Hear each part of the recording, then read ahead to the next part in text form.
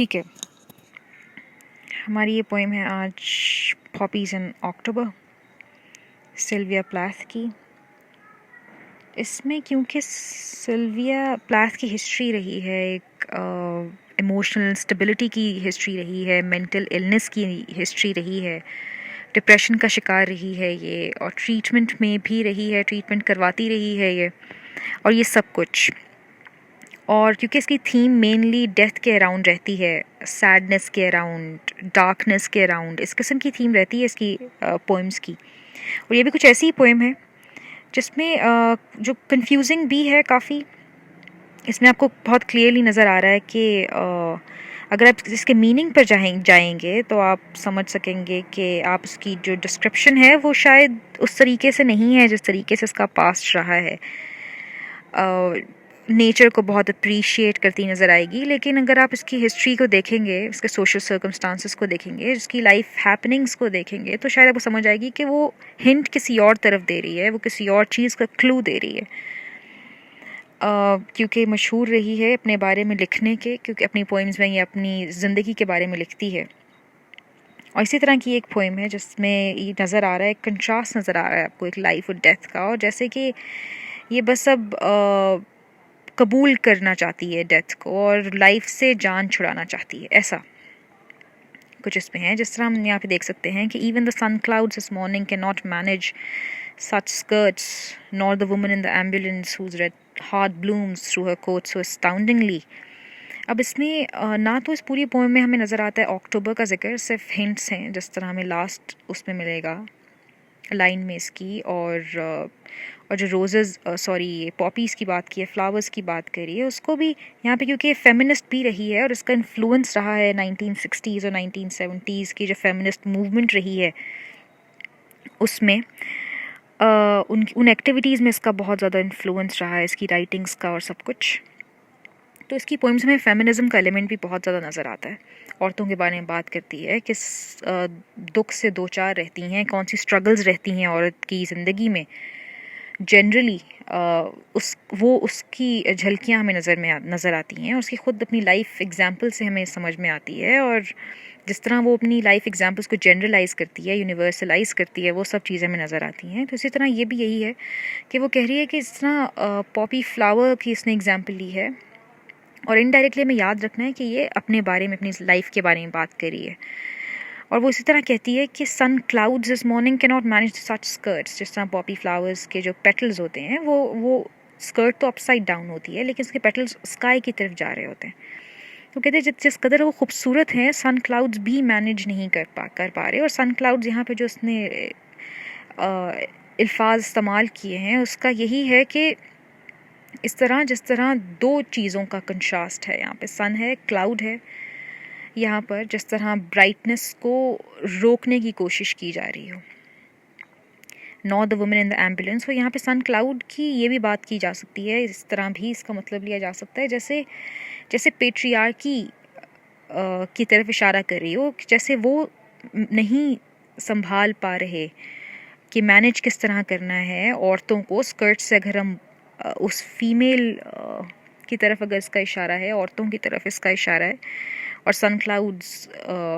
बताना चाह रहे हैं, इंडिकेट करते हैं पेट्रियार्की को। पेट्रियार्की मतलब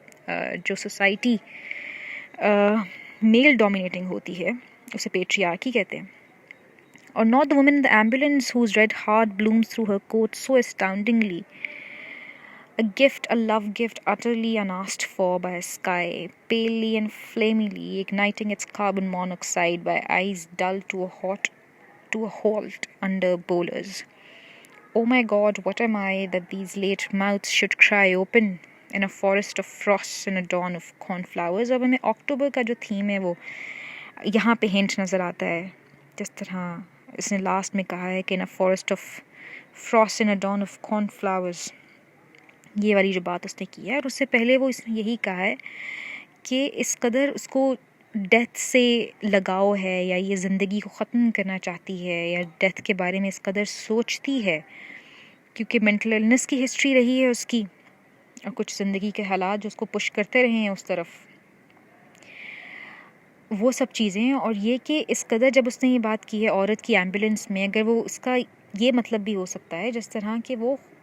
अगर ज़ख्मी औरत भी है एम्बुलेंस में वो भी, और यहाँ पर gift, a love gift could be relief किसकी शक्ल में, एक सुकून, एक मौत की शक्ल में, कि अगर बहुत ज़्यादा ज़ख्मी औरत भी है तो उसको भी एकदम उसकी अटेंशन चली जाएगी उस पॉपी फ्लावर की तरफ कि वो इस कदर खूबसूरत है। यानी कि डेथ इस कदर खूबसूरत है कि हर दुख जो है आप उसको भूलने के लिए तैयार हो और उसको कबूल करने के लिए तैयार हो। और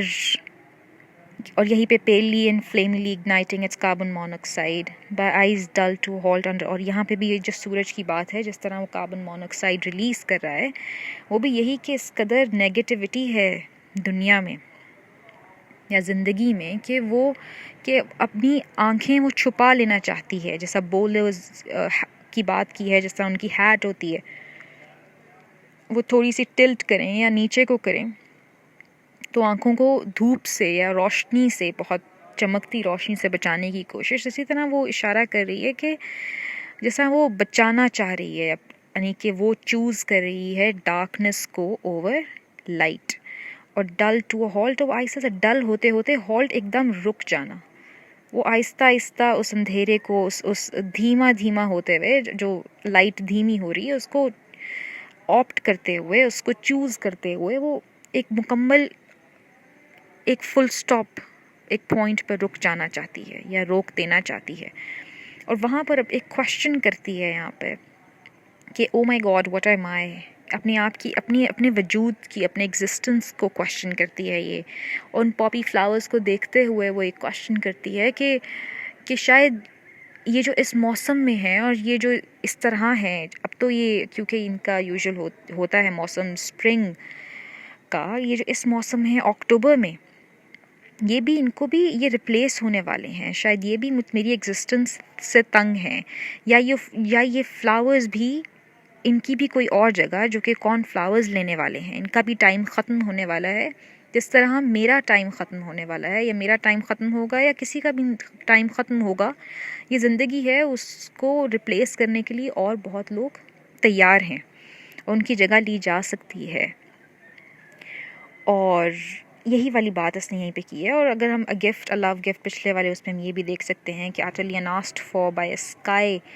और इसमें हम वो भी कह सकते हैं कि जो भी हो परेशानी,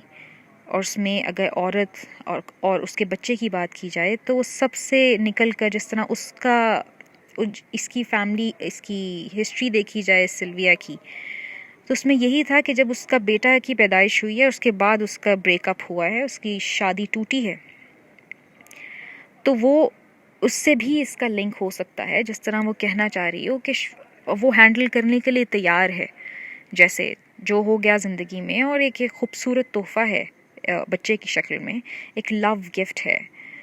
और इसको लेके अब आगे चलना है। एक तरफ आपको ये उम्मीद भी नज़र आती है हल्की सी, क्योंकि ये बहुत कंफ्यूजिंग सी पोम है इसकी,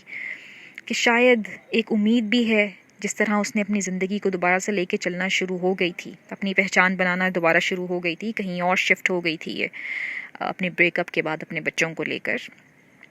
और अपनी पर्सनालिटी पे, सब पे काम करना उसने शुरू कर दिया था। उस डिप्रेशन से बाहर आने की कोशिश कर रही थी, और जहाँ और कहीं पर वो असिस्टेंट भी रही है इसी साइकोलॉजी की फील्ड में, और वहीं से उसने अपना ट्रीटमेंट भी लिया है। वो कहीं ना कहीं होपफुल भी थी अपने बच्चों को लेके, जिस तरह एक माँ को उम्मीद होती है, पर कहीं ना कहीं होपलेस भी। तो एक दो साइडेड सी बात जा रही है, कन्फ्यूजन सी है जो नहीं मालूम हो पा रही, क्योंकि हम इसका लिटरल मीनिंग लें तो एक नेचर की खूबसूरती, जैसा वर्ड्सवर्थ डैफोडिल्स के बारे में लिखता है, वैसा सब महसूस होता है। लेकिन अब चूँकि ये लिखती ही अपने बारे में है, और ये बहुत कुछ नज़र आ रहा है जिस तरह वो अगेंस्ट रही है मेल डोमिनेटिंग सोसाइटी के, पेट्रियार्की के अगेंस्ट रही है, और इस चीज़ के कि ये लोग किस कदर ख़िलाफ़ हैं औरतों के, और जैसे कि उसकी काम भी रहा है इसमें औरतों की जो मूवमेंट रही है विमेन राइट्स की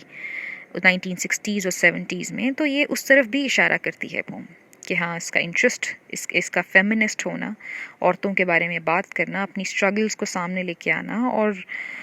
अपनी स्ट्रगल्स को सामने लाकर बहुत सी औरतों की स्ट्रगल्स को आवाज़ देना, और ये सब कुछ उसी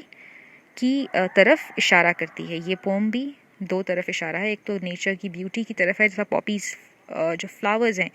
उसकी बात करती है, और क्योंकि पॉपी अगर नाम को देखा जाए तो हम ये भी कह सकते हैं कि उसने बहुत सोच समझ के इस नाम का इस्तेमाल किया है। उसकी वजह ये है कि ये एक सिंबल है पीस का रहा है पॉपी जो है। उसके अलावा हमारी उसमें हिस्ट्री में भी अगर हम देखते हैं तो उसका बहुत किरदार रहा है पॉपी फ्लावर का, किस किस तरीके से अगर हम अभी मेडिसिनल की पर्पसेस भी होते हैं इस फ्लावर के, वो भी यही होता है कि आपको एक सुकून दे देना, जैसा ये सिंबल रहा है पीस का, स्लीप का, एक मौत का सा सिंबल है। लोग उस पे लगाते हैं, कब्रों पे लगाते